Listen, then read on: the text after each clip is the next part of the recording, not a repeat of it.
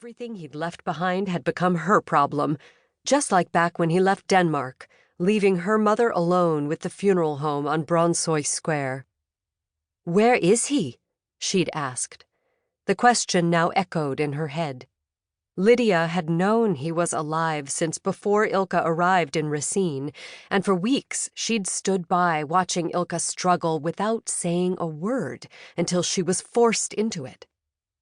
For what felt like an eternity, they'd sat across from each other in silence while Ilka tried to calm herself down.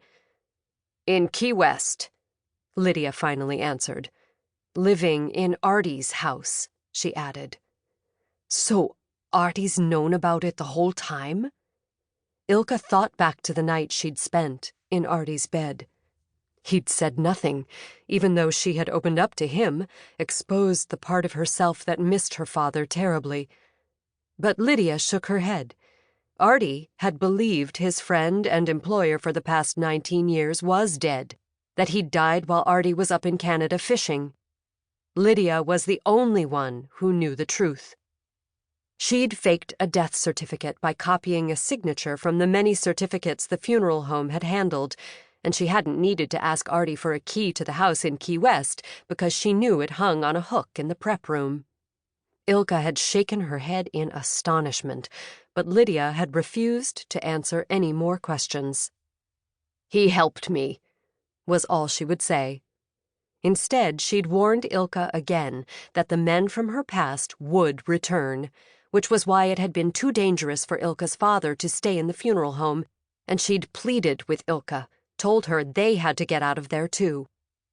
None of this felt plausible to Ilka, and finally she'd stood up and announced that she was tired, she needed to think, and she was going to bed. Too much had happened.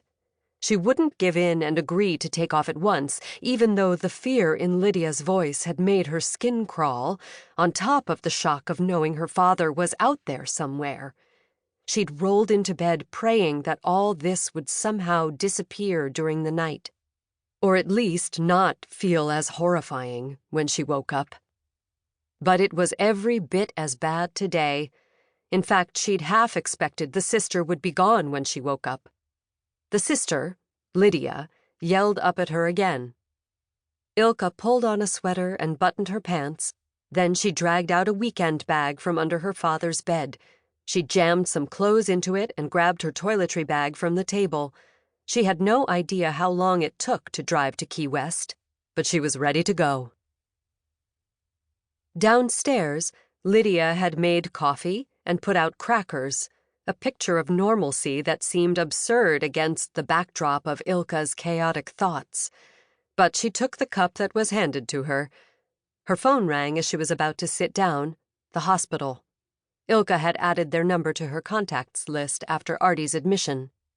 She sat down slowly and listened, ignoring the other woman as she stared at the table. "Okay," she said.